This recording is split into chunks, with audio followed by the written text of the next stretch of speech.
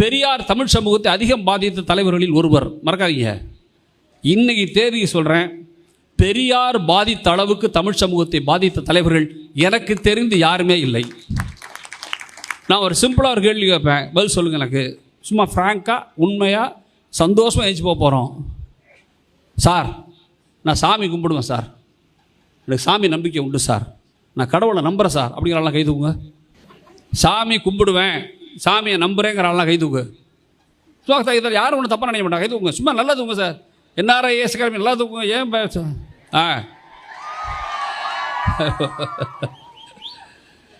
ஒரு மாஸ்டருக்கு கட்டுப்பட்ட ஸ்டூடெண்ட் நான் இப்படி நான் பார்த்ததே இல்லை.